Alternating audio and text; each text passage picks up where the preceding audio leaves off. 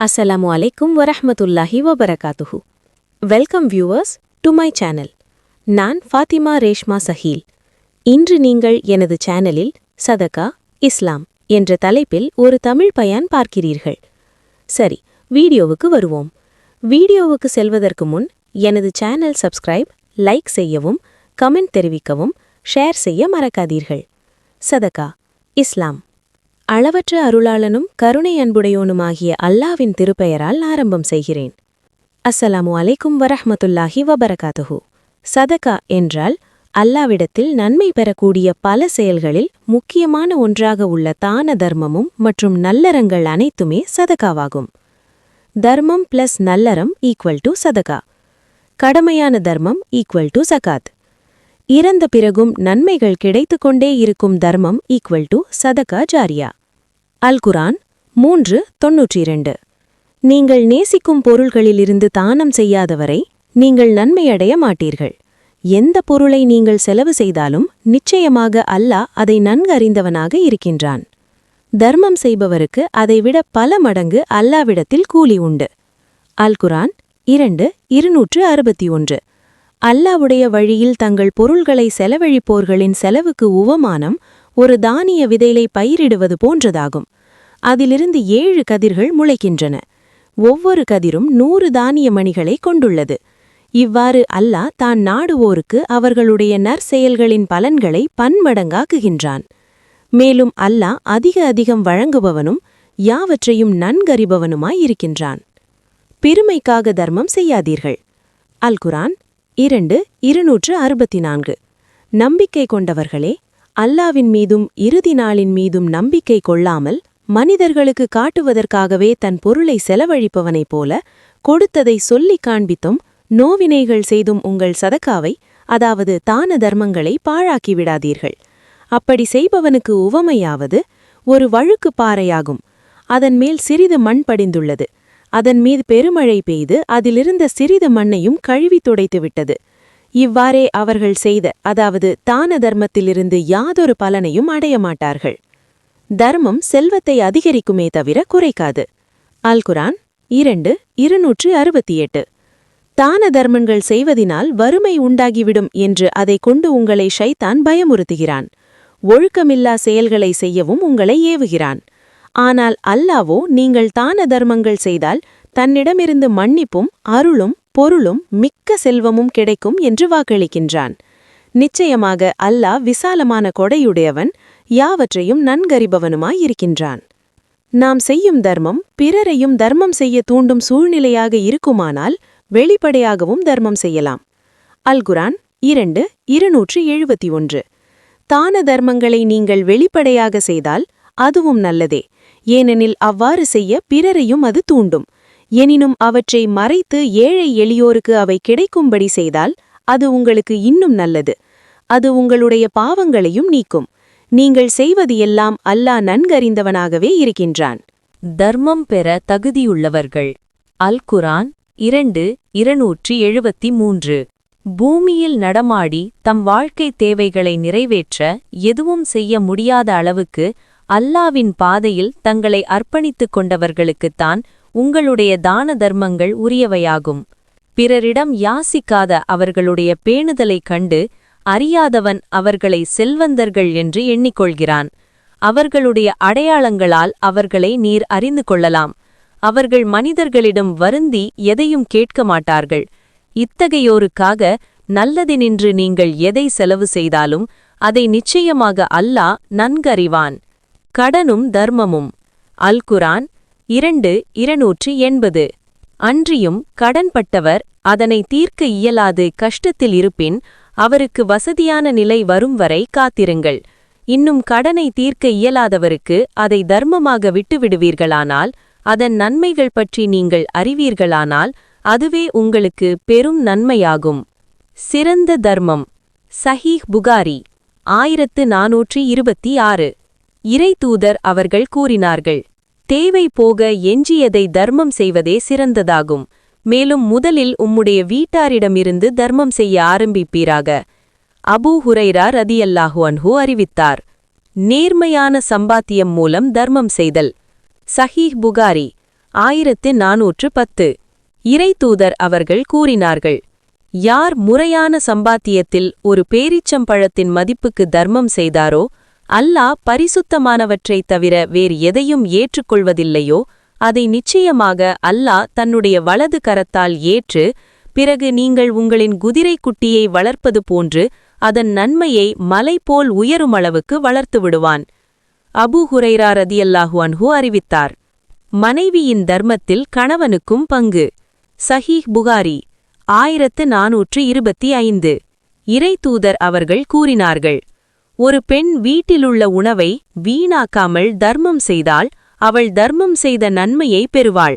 அதை சம்பாதித்த காரணத்தால் தர்மத்தின் நன்மை அவளுடைய கணவனுக்கும் கிடைக்கும். அதுபோன்றே கருவூல காவலருக்கும் கிடைக்கும். இவர்களில் யாரும் யாருடைய நன்மையையும் குறைத்துவிட முடியாது. ஆயிஷா ரதியல்லாஹு அன்ஹா அறிவித்தார், தர்மம் நரகத்திலிருந்து பாதுகாக்கும். சஹீஹ் புகாரி 1417. இறைத்தூதர் அவர்கள் கூறினார்கள், பேரிச்சம்பழத்தின் சிறு துண்டையேனும் தர்மம் செய்து நரகத்திலிருந்து உங்களை பாதுகாத்துக் கொள்ளுங்கள். அதி இப்னு ஹாத்திம் ரதியல்லாஹு அன்ஹு அறிவித்தார். இறந்தவருக்காக தர்மம். சஹீஹ் புகாரி 2756. இப்னு அப்பாஸ் ரதியல்லாஹு அன்ஹு அறிவித்தார், சாத் இப்னு உபாதா அவர்கள் வெளியே சென்றிருந்தபோது அவரின் தாயார் இறந்துவிட்டார். அப்போது அவர் நபி ஸல்லல்லாஹு அலைஹி வஸல்லம் அவர்களிடம், இறைத்தூதர் அவர்களே, என் தாயார் நான் வெளியே சென்றிருந்தபோது மரணமடைந்து விட்டார். நான் அவர் சார்பாக தர்மம் ஏதும் செய்தால் அது அவருக்கு பயனளிக்குமா என்று கேட்டார். நபி ஸல்லல்லாஹு அலைஹி வஸல்லம் அவர்கள், ஆம், பயனளிக்கும் என்று பதிலளித்தார்கள். இதை கேட்ட சாத் ரதியல்லாஹு அன்ஹு, நான் என்னுடைய மிக்ராஃப் என்ற தோட்டத்தை என் தாயார் சார்பாக தர்மம் செய்துவிட்டேன், அதற்கு தங்களை சாட்சியாக்குகிறேன் என்று கூறினார்கள். மரம் நடுதல். சஹீஹ் புகாரி 2320. இறைத்தூதர் அவர்கள் கூறினார்கள், முஸ்லிம் ஒருவர் ஒரு மரத்தை நட்டு அல்லது விதை விதைத்து விவசாயம் செய்து அதிலிருந்து அதன் விளைச்சலை அல்லது காய்கனிகளை ஒரு பறவையோ ஒரு மனிதனோ அல்லது ஒரு பிராணியோ உண்டால் அதன் காரணமாக ஒரு தர்மம் செய்ததற்கான பிரதிபலன் அவருக்கு கிடைக்கும் என அனஸ் இப்னு மாலிக் ரதியல்லாஹு அன்ஹு அறிவித்தார். கருமித்தனம் வேண்டாம். சஹீஹ் புகாரி 1433.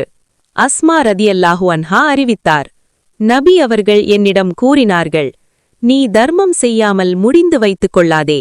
அவ்வாறு செய்தால் உனக்கு இறைவனின் கொடை வழங்கப்படாமல் முடிந்து வைத்துக் கொள்ளப்படும். அப்தாவின் அறிவிப்பில், நீ இவ்வளவுதான் என்று வரையறுத்து தர்மம் செய்யாதே, அல்லாஹ் உன் மீது பொழியும் அருளை வரையறுத்து விடுவான் என கூறினார்கள் என உள்ளது. அர்ஷின் நிழலில் அறம் செய்தவர்கள். சஹீஹ் புகாரி 660.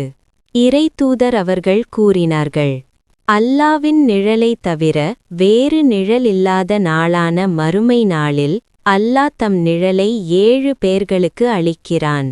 அவர்கள் நீதியை நிலைநாட்டும் தலைவர், அல்லாவின் வணக்க வழிபாட்டில் ஊறிய இளைஞர், பள்ளிவாசல்களுடன் தம் உள்ளத்தை தொடர்புபடுத்திய ஒருவர், அல்லாவிற்காகவே இணைந்து அல்லாவிற்காகவே பிரிகிற 2 நண்பர்கள், உயர் அந்தஸ்தில் உள்ள அழகான ஒரு பெண் தவறான வழிக்கு தம்மை அழைக்கிறபோது நான் அல்லாவை அஞ்சுகிறேன் என்று சொல்லும் மனிதர், தம் வலக்கரம் செய்யும் தர்மத்தை இடக்கரம் அறியாதவாறு இரகசியமாக செய்பவர், தனிமையிலிருந்து அல்லாவை நினைத்து கண்ணீர் சிந்துபவர் என அபூ ஹுரைரா அலி அறிவித்தார்.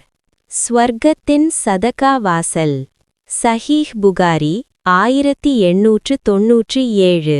அபூ ஹுரைரா அலி அறிவித்தார், ஒருவர் இறை வழியில் ஒரு ஜோடி பொருட்களை செலவு செய்தால் அவர் ஸ்வர்க்கத்தின் வாசல்களிலிருந்து, இறைவனின் அடியாரே, இது பெரும் நன்மையாகும், இதன் வழியாக பிரவேசியுங்கள் என்று அழைக்கப்படுவார். தம் உலக வாழ்வின் போது தொழுகையாளிகளாயிருந்தவர்கள் தொழுகையின் வாசல் வழியாக அழைக்கப்படுவர், ஜிஹாத் புரிந்தவர்கள் ஜிஹாத் எனும் வாசல் வழியாக அழைக்கப்படுவர், நோன்பாளிகளாயிருந்தவர்கள் ரையான் எனும் வாசல் வழியாக அழைக்கப்படுவர், தர்மம் செய்தவர்கள் சதக்கா எனும் வாசல் வழியாக அழைக்கப்படுவர் என்று இறைத்தூதர் அவர்கள் கூறினார்கள். அப்போது அபூபக்கர் ரலி, இறைத்தூதர் அவர்களே, என் தாயும் தந்தையும் உங்களுக்கு அர்ப்பணமாகட்டும். இந்த வாசல்கள் அனைத்திலிருந்தும் அழைக்கப்படும் ஒருவருக்கு எந்த துயரும் இல்லையே. எனவே எவரேனும் அனைத்து வாசல்கள் வழியாகவும் அழைக்கப்படுவாரா என்று கேட்டார். நபி அவர்கள், ஆம், நீரும் அவர்களில் ஒருவராவீர் என்று நம்புகிறேன் என்றார்கள். வசதி இல்லாதவர்களுக்கும் தர்மம் உண்டு. சஹீஹ் முஸ்லிம் 1832. அபூதர் ரலி அவர்களாவது கூறியது. நபி தோழர்களில் சிலர் ஏழைகளான நபியிடம் கூறினர், அல்லாவின் தூதரே, வசதி படைத்தவர் நன்மைகளை தட்டிக் கொண்டு போகிறார்கள். நாங்கள் தொழுவதைப் போன்றே அவர்களும் தொழுகின்றனர். நாங்கள் நோன்பு நோற்பதைப் போன்றே அவர்களும் நோன்பு நோற்கின்றனர். ஆனால் அவர்கள் தங்களது அதிகப்படியான செல்வங்களை தான தர்மம் செய்கிறார்கள். அவ்வாறு தான தர்மம் செய்ய எங்களிடம் வசதி இல்லையே என்று கூறினர். அதற்கு நபி அவர்கள், நீங்களும் தர்மம் செய்வதற்கான முகாந்தரத்தை அல்லாஹ் உங்களுக்கு ஏற்படுத்தவில்லையா? இறைவனை துதிக்கும் ஒவ்வொரு துதிச்சொல்லும் தர்மமாகும். இறைவனை பெருமைப்படுத்தும் ஒவ்வொரு சொல்லும் தர்மமாகும். ஒவ்வொரு புகழ் மாலையும் தர்மமாகும். ஒவ்வொரு ஓரிரை உறுதிமொழியும் தர்மமாகும். நல்லதை ஏவுதலும் தர்மமாகும். தீமையை தடுத்தலும் தர்மமாகும். உங்களில் ஒருவர் தமது பாலுறுப்பினை பயன்படுத்துகின்ற விதத்திலும் தர்மமுண்டு என்று கூறினார்கள். மக்கள், இறைத்தூதர் அவர்களே, எங்களில் ஒருவர் தமது துணைவியிடம் இச்சைகளை தீர்த்து கொள்வதற்கும் நன்மை கிடைக்குமா என்று கேட்டார்கள். அதற்கு நபி அவர்கள், நீங்களே சொல்லுங்கள். தடை செய்யப்பட்ட வழியில் அவர் தமது இச்சையை தீர்த்து கொண்டால் அவருக்கு குற்றமுண்டல்லவா? அவ்வாறே அனுமதிக்கப்பட்ட வழியில் அவர் தமது இச்சையை நிறைவேற்றிக் கொள்ளும்போது அதற்காக அவருக்கு நன்மை கிடைக்கவே செய்யும் என்று விடையளித்தார்கள். உனது செல்வம். சகீஹ் முஸ்லிம் 5665. அப்துல்லா பின் அஷ்ஷிகீர் அவர்கள் கூறியதாவது, நபி அவர்கள், மண்ணறைகளை சந்திக்கும் வரை அதிகமாக செல்வத்தை தேடுவது உங்கள் கவனத்தை திசை திருப்பிவிட்டது என்று தொடங்கும் 102வது அத்தியாயத்தை ஓதிக்கொண்டிருந்தபோது அவர்களிடம் நான் சென்றேன். அப்போது அவர்கள், ஆதமின் மகனே, எனது செல்வம், எனது செல்வம் என்று கூறுகின்றான். ஆதமின் மகனே, நீ உண்டு கழித்ததையும் உடுத்து கிழித்ததையும் தர்மம் செய்து மிச்சப்படுத்தியதையும் தவிர உனது செல்வத்தில் உனக்குரியது எது என்று கேட்டார்கள். அல் குர்ஆன் 6.3.10. உங்களில் ஒருவருக்கு மரணம் வரும் முன்னரே நாம் உங்களுக்கு அளித்த பொருளிலிருந்து தான தர்மம் செய்து கொள்ளுங்கள். அப்படி செய்யாதது மரணிக்கும் சமயம், என் இறைவனே, என் தவணையை எனக்கு சிறிது பிற்படுத்தக்கூடாதா? அப்படியாயின் நானும் தான தர்மம் செய்து சாலிகான நல்லவர்களில் ஒருவனாக ஆகிவிடுவேனே என்று கூறுவான். மரணம் எப்போது வரும் என்பதை அல்லாவே அறிவான். மரணம் வரும் முன் அல்லாஹ் நமக்கு கொடுத்த அருட்கொடைகளிலிருந்து சதகா செய்வோம். இன்ஷா அல்லாஹ். அஸ்ஸலாமு அலைக்கும் வரஹ்மத்துல்லாஹி வபரகாத்துஹு. சரி நண்பர்களே, காணொளி நன்றாக இருந்தால் எனது சேனல் சப்ஸ்கிரைப் செய்யவும், லைக் செய்யவும், கமெண்ட் தெரிவிக்கவும், ஷேர் செய்ய மறக்காதீர்கள். இனிய நாள். அடுத்த காணொளியில் மீண்டும் சந்திப்போம். அஸ்ஸலாமு அலைக்கும் வரஹ்மத்துல்லாஹி வபரகாத்துஹு.